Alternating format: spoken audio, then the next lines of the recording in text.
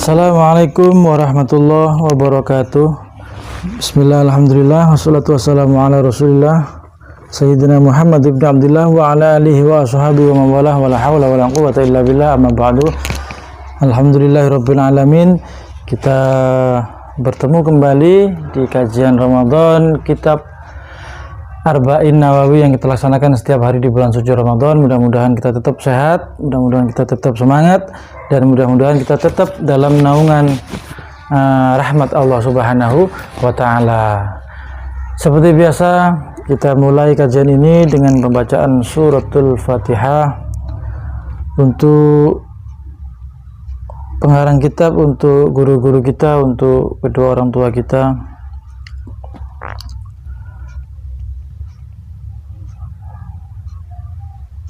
Dan untuk semua hajat kita, semoga semua hajat kita dikabulkan oleh Allah Subhanahu wa Ta'ala.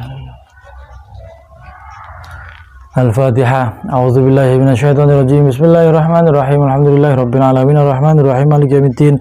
Iyyaka na'budu wa iyyaka nasta'in. Ihdinas siratal mustaqim. Siratal ladzina an'amta 'alaihim ghairil maghdubi 'alaihim waladdallin. Amin. Bismillahirrahmanirrahim. Malam ini kita sampai pada episode yang ke-14 ya.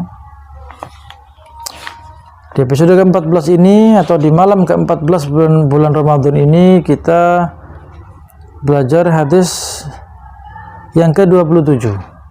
Okay. Bismillahirrahmanirrahim. Qala al-mu'allif rahimahullah ta'ala wa nafa'ana bi ulumi fid dharain, amin.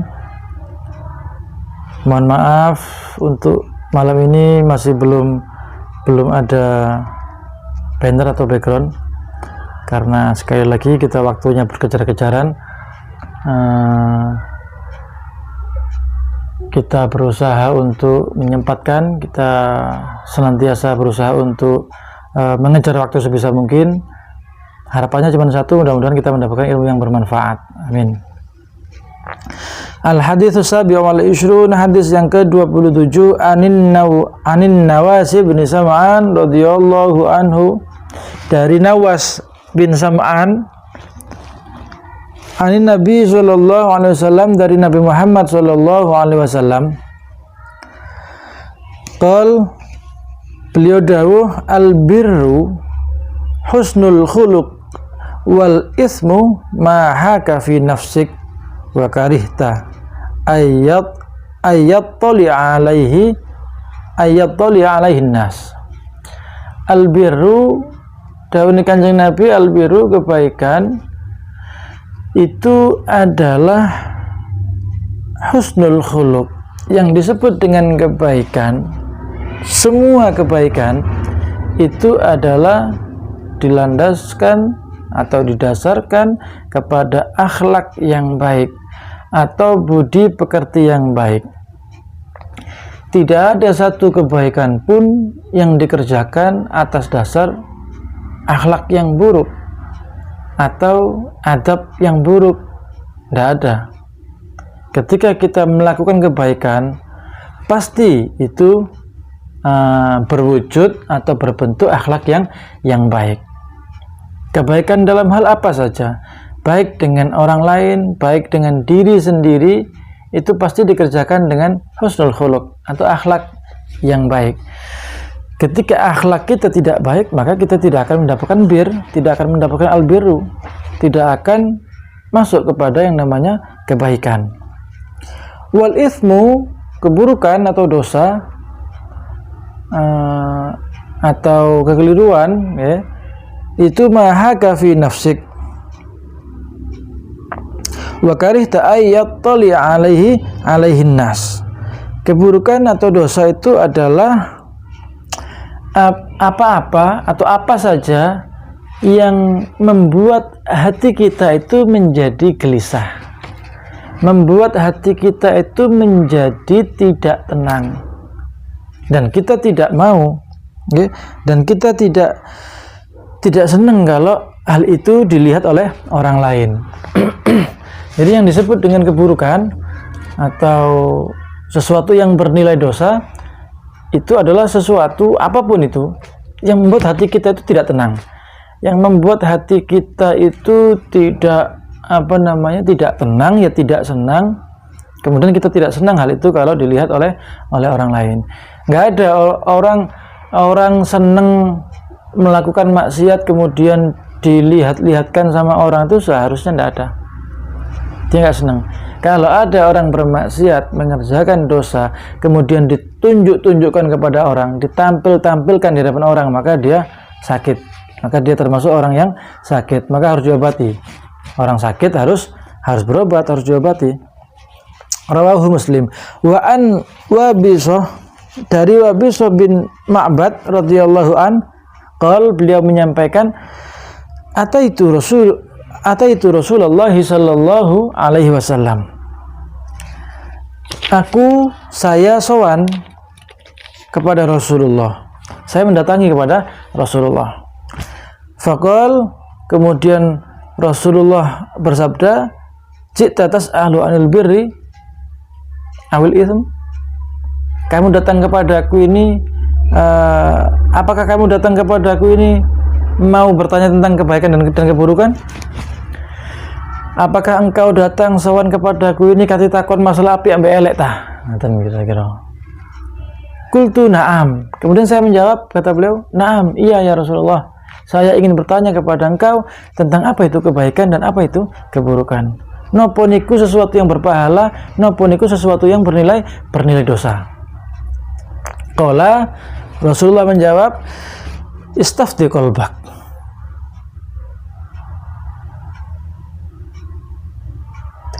Istafti qalbak.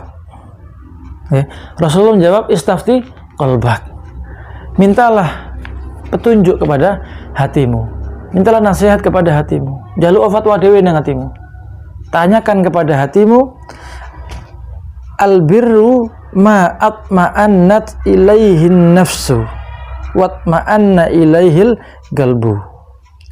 Yang disebut dengan kebaikan atau yang disebut dengan albirru adalah apapun, apa saja, pekerjaan apa saja yang ketika kita melakukan kita senang.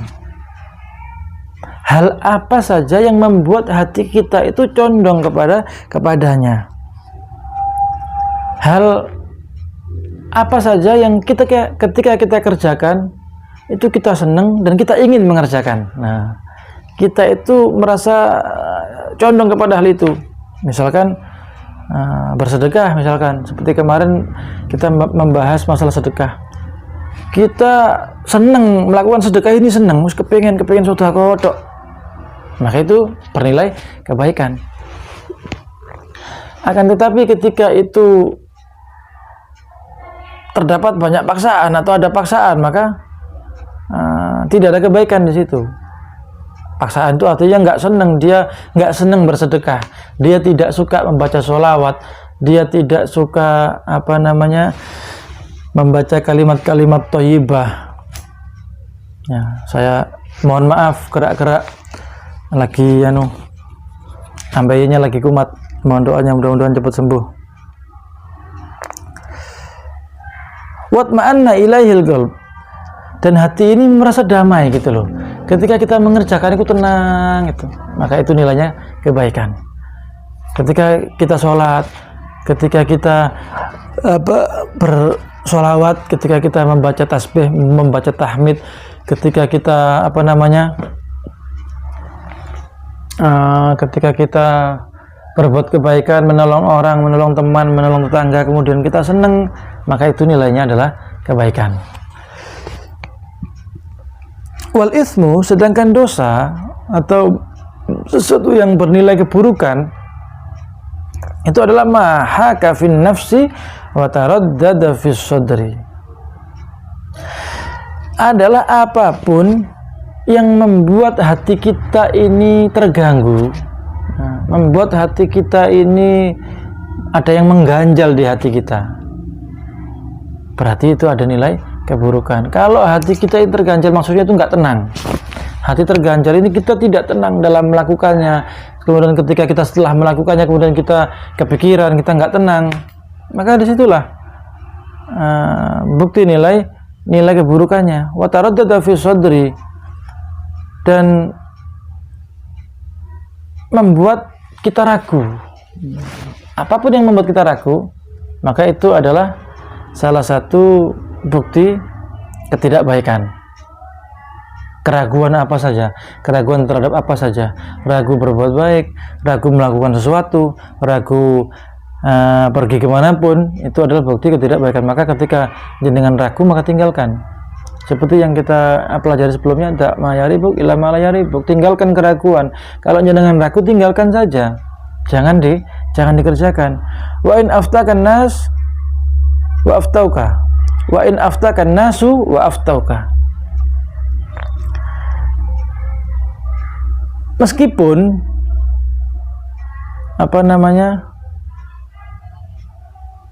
ayo cari ini. Lalu wa taraddada fi sadri wa in aftaka an-nasu wa aftauka, wa taraddada fi sadri wa in aftaka an-nasu wa aftauka. Termasuk nilai keburukan yang bernilai dosa itu adalah sesuatu hal yang ketika kita mengerjakannya kita dihantui oleh rasa ragu-ragu, kita dibayang-bayangi oleh keraguan-raguan. Makanya ketika kita belajar di episode-episode berikutnya, sebelumnya kita belajar hadis dak mayaribuk ila malayaribuk, tinggalkan sesuatu yang meragukan. Ya, ketika ada sesuatu hal yang meragukan, kita tinggalkan saja, jangan dikerjakan, jangan didekati, apalagi dikerjakan, jangan, tinggalkan. Kalau orang ini melakukan hal yang nilainya keburukan, nilainya adalah bernilai dosa, maka dia akan ragu, walaupun wa in aftakan nasu aftauka, walaupun banyak orang yang menasihati, dia masih ragu, koyok bingung. Agewe sholat toh, ayo sholat, ayo ngaji ku enak, ngaji, dia masih bingung. Nah gitu. Padahal keraguan itu harusnya dibuang jauh-jauh. Jangan ada keraguan di dalam hati kita. Dijak ngaji nih gue bingung, dijak sholat taraweh bingung, ayo sholat taraweh ayo, gak wis aku dikesel misalnya. Ayo ngaji ayo, gak wis aku dibosen, gak wis aku ngantuk, gak wis aku kesel, nanten. Berarti elek niku elek. Ada nilai dosa di situ. Ismun niku jenenge. Ismu. Ism. Sampe nek dikandani wong, dinasihati wong, nggih. Wis dituturi ambek wong gak ngereken, niku elek berarti. Maka berhati-hati ketika kula jenengan kita ini menjadi orang, jangan menjadi orang yang hatinya keras. Kalau kita hatinya keras, kita akan susah dinasihati, kita akan susah menerima nasihat, kita akan susah menerima kebaikan dan kebenaran. Walaupun kebenaran itu disampaikan oleh banyak orang, kita tidak akan menerima. Walaupun kebaikan itu disampaikan oleh banyak orang, dinasihatkan oleh banyak orang kepada sampean, kepada saya, kepada kita, kalau nilai kita, kalau hati kita itu keras, hati kita itu kasar dan atos, ya, jadi orang cowok hati ini atos, maka susah, tidak akan bisa kita menerima kebaikan, dan itu nilainya adalah keburukan, itu bernilai dosa, itu yang disebut dengan ism. Jadi kalau al-birru sampai ngercaknoi gampang, kalau ismu itu ngercaknoi angel. Kalau al-birru itu ngercaknoi seneng, al-ismu itu ngercaknoi gak seneng, blas terpaksa, koyok gatel kabeh awak iki, koyok panas kabeh, ngaji ku panas kabeh. Tapi kalau al-birru ngaji ku adem. Kalau al-ismu sholat niku koyok kemeng kabeh. Kalau al-birru sholatnya enak, enteng, sehat. Ketika sampai ibadah yang kita lakukan, perbuatan yang kita lakukan bernilai kebaikan, maka dijalankan dengan cara yang mudah. Kalau ibadah yang kita lakukan itu bernilai keburukan, maka maksudnya bernilai keburukan itu tidak sesuai dengan yang seharusnya. Sampean harusnya sholat itu dengan keadaan yang baik, sampean kerjakan dengan tidak baik, maka itu ada nilai keburukan di situ. Ada nilai keburukan. Seperti sampean nasihat, sampean ceramah, sampean mau idhah, tapi disisipi dengan kalimat-kalimat buruk. Kayak kejadian baru-baru ini, mukuli orang sambil berteriak takbir. Takbirnya bagus, tapi dibarengi dengan penganiayaan menjadi tidak bagus. Boten sae. Niku hati ini gak kira tenang nih kemarin nih, gak kira bunga. Siapapun itu, sing maring gawe kisruh, sing maring gawe rusuh, yang bikin ruwet, nggak akan bunga, nggak akan bahagia hatinya. Dia akan kepikiran. Kenapa? Karena nilainya ismu, tidak bernilai albir.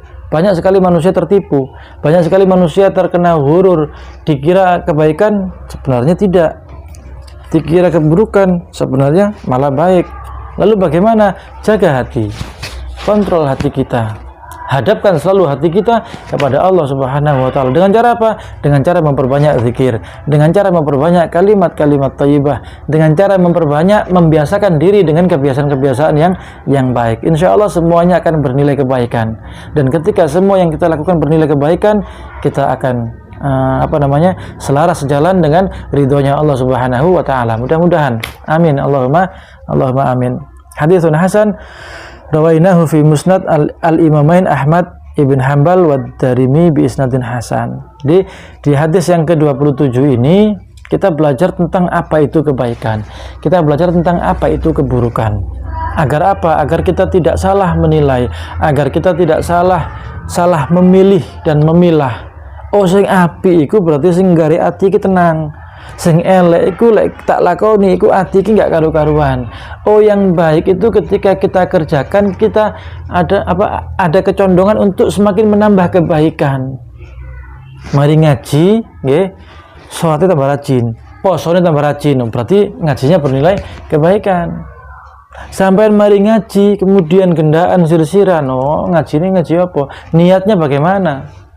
Hatinya seperti apa? Enggak ditoto, akan menjerumuskan kita.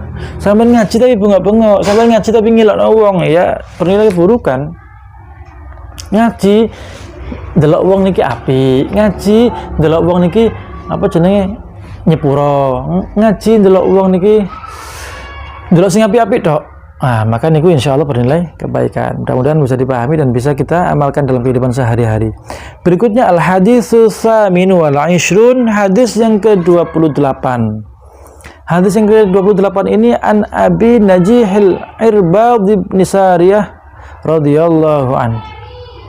Qal Abi Najih al-Irbad dawuh wa'azona Rasulullah sallallahu alaihi wasallam, suatu ketika Kanjeng Nabi niki memberikan nasihat kepada sahabat-sahabatnya. Kanjeng Nabi niki paring nasihat mau'izatan wajilat minhul qulubu wa zarafat minhal uyun. Kanjeng Nabi niki memberikan nasihat yang tidak sama dengan biasanya. Nasihat Kanjeng Nabi kali ini itu membuat hati ini gemeter, membuat hati ini drodok, kemudian mata menangis. Kata beliau, fakulna, kemudian kami mengatakan ya Rasulullah, fakulna ya Rasulullah, wahai Rasulullah, ka'annaha mau'izatum wadda. Ya Rasulullah, kok koyok-koyok niki celamain jenengan niki, nasihatin jenengan niki kok nasihat perpisahan ya Rasulullah. Niki susah kabeh, wis nangis kabeh. Sahabat niki sing mireng nangis kabeh. Ini kok seolah-olah jenengan niki mau berpamitan, jenengan ini mau ada perpisahan dengan kami. Fa'ausina, maka wasiatkanlah sesuatu kepada kami ya Rasulullah. Jenengan niki koyok sahabat niki pun krasa mboten eco. Maka minta nasihat, minta wasiat agar lebih membuat kuat hati para sahabat ini. Nasihatkanlah kepada kami ya Rasulullah, wasiatkan kepada kami. Qal, kemudian Nabi bersabda, usikum bittaqwallah azza wa jalla. Aku berwasiat kepada engkau para sahabatku, kata Rasulullah, takwalah kepada Allah. Senantiasa bertakwa kepada Allah adalah kewajiban, keharusan yang sering sekali diperintahkan oleh Rasulullah kepada sahabatnya dan kepada seluruh umatnya. Bertakwalah kepada Allah dengan sebaik-baiknya takwa. Seperti apa? Wasam'i wat ta'ah. Ini di antara bagian dari bertakwa adalah ngrungokno. Jadilah pendengar yang baik. Wat ta'ah, jadilah manusia yang taat. manusia yang patuh pada aturan. Ini perintah Rasulullah loh, okay? Jadilah pendengar yang baik, jadilah manusia yang taat pada aturan, taat kepada pemerintah. Maka ketika ada manusia yang apa jenenge sing mboten taat teng aturan, sing mboten taat teng pemerintah, nggih berarti mboten taat teng Rasulullah. Wa in ta'ammaru 'alaikum abdun, walaupun sing ngomong nenggone kumang, yang ngomong kepada kalian tadi itu adalah, yang memerintahkan kamu itu adalah seorang budak. Dengarkan. Sopo wae sing ngomong, dengarkan. Selain kita belajar menjadi pembicara yang baik, yang tidak kalah penting adalah kita harus belajar menjadi pendengar yang baik.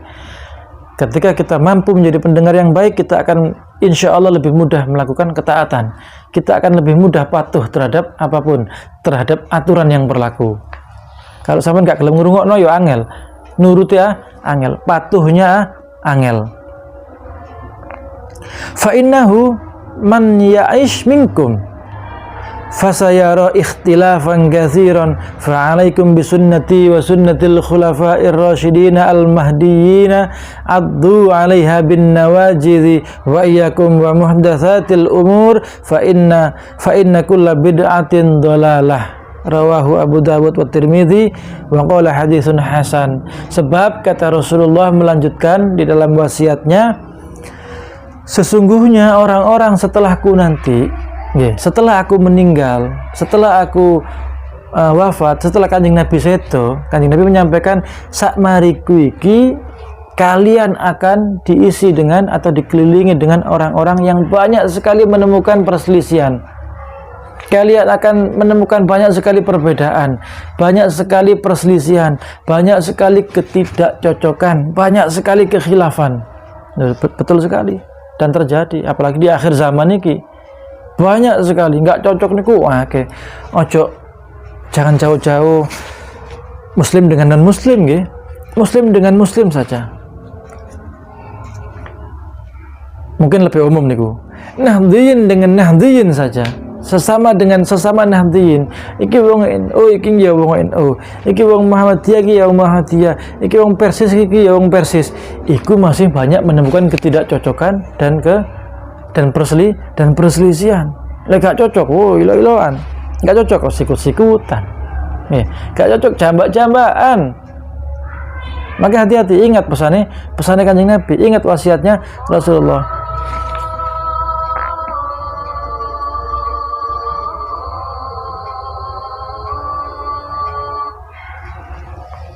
Maka ingat pesannya Rasul, fa'alaikum bisunnati wa sunnatil khulafa'ir rasyidin al-mahdiyyin. Maka berpegang teguhlah kepada sunnahku, kata Kanjeng Nabi, dan sunnah para khulafa'ur rasyidin, sahabat yang 4 yang telah diberikan petunjuk tentang ilmu dan amal. Wes ceklono sunnah Kanjeng Nabi mawon. Kula jenengan iki diperintahkan untuk berpegang teguh kepada sunnah Kanjeng Nabi, abdu 'alaiha bin nawajidhi. Nggih, berpegang teguh dengan seerat-eratnya. Bahkan kaya diibaratnya dicokot. Sunnah niku ibaratnya kaya tali niku dicokot rapet, tes digenggam, dibulet-bulet sing rapet. Nah, itu perintah untuk memegang teguh kepada sunnahnya Rasulullah, sunnah Kanjeng Nabi dan sunnahnya para sahabat khulafa'ur rasyidin. Ketika kita berselisih, menemukan perselisihan pendapat, kita menemukan perbedaan, maka berpegang teguh pada sunnah. Apa sunnahnya Rasulullah? Yang paling mudah adalah Rasulullah tidak mudah mencaci, Rasulullah tidak mudah membenci, Rasulullah enggak gampang nyeneni, Rasulullah enggak gampang ngamuk, Rasulullah tidak akan Rasulullah tidak memerintahkan kita untuk mudah terhasut, bahkan menghasut. Boten. Sing hati-hati, ceklan amalia Kanjeng Nabi mawon beres pun. Nggih, ceklan dawuhe Kanjeng Nabi, dawuhe sahabat, amalia Kanjeng Nabi, amal sahabat pun beres. Insyaallah ketika kita ada perselisihan apapun, kita nggak akan tukaran. Perselisih biasa, perbedaan itu indah. Perbedaan itu indah, akan menjadi tidak indah ketika kita menyikapi perbedaan dengan pertengkaran, menyikapi perbedaan dengan apalagi pertumpah darah. Naudzubillah, jangan sampai terjadi. Wa iyyakum wa muhdatsatil umur fa inna kulla bid'atin dhalalah. Dan berhati-hatilah kepada semua hal yang baru, semua hal yang baru. Sekarang ini banyak hal yang baru. Setiap hal yang baru itu namanya bid'ah. Setiap bid'ah itu sesat. Bid'ah yang benar-benar sesat dalam artian seperti yang kita pelajari di sebelum-sebelumnya adalah bid'ah yang benar-benar sesuatu hal yang baru yang tidak pernah dilakukan oleh Rasulullah dan para sahabat dan tidak ada dasar hukumnya sama sekali, maka itu disebut dengan bid'ah dhalalah. Apa saja sing ngawur misalnya sembayang kudu ono dupoe ditekek nang kopyae misalkan, oh niku wis ngawur pisan. Sembayang zuhur ping 5, niku ngawur, sesat niku, wis bid'ah nemen. Maka insyaallah ketika kita mampu berpegang teguh kepada sunnah Rasulullah dengan sunnahnya para sahabat, sunnahnya Khulafaur Rasyidin, kita akan mampu menjadi hamba Allah yang lebih baik, menjadi umat Rasulullah sing luwih sae malih. Niki sudah mau mendekati malam-malam ganjil, kita kudu tetap semangat, tidak boleh putus asa. Kita harus terus giat dalam belajar, dalam ngaji. Napa maliles mendekati posoan iki? Mendekati riyaya. Menungso banyak disibukkan dengan blonjo, okay? Menungso banyak disibukkan dengan baju hari raya. Jangan. Kalau bisa kita nggak perlu bingung-bingung mikir itu. Kita sibuk dengan mengisi pertengahan menuju akhir Ramadan ini dengan kegiatan yang lebih baik. Mungkin yang kemarin kurang kita tambahi hari ini sampai akhir. Mungkin yang kemarin belum kita lakukan mulai saat ini sampai nanti menjelang Idul Fitri. Insya Allah ketika kita mampu menahan semangat kita bisa menjaga hati kita.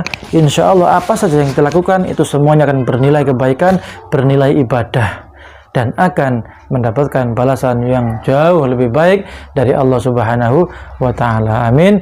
Allahumma amin ya rabbal alamin. Sekian dulu untuk kali ini. Mohon maaf sekali lagi karena kembali berbackground polos dan saya gerak-gerak begini, koyang-koyang. Jadi biasa ya arek iki komentar pedas-pedas biasa. Kemarin kameranya nggak fokus, gerak-gerak katanya, padahal itu kamera yang nggak fokus. Sekarang saya gini-gini nanti dibahas apa lagi itu, padahal ambeien niku kumat loro iki rek dongakno ndang waras. Mudah-mudahan puasa kita tetap baik, puasa kita menjadi lebih baik besoknya, dan jangan ada yang mokel. Sampai ketemu besok. Allahu a'lam bishawab. Assalamualaikum warahmatullahi wabarakatuh.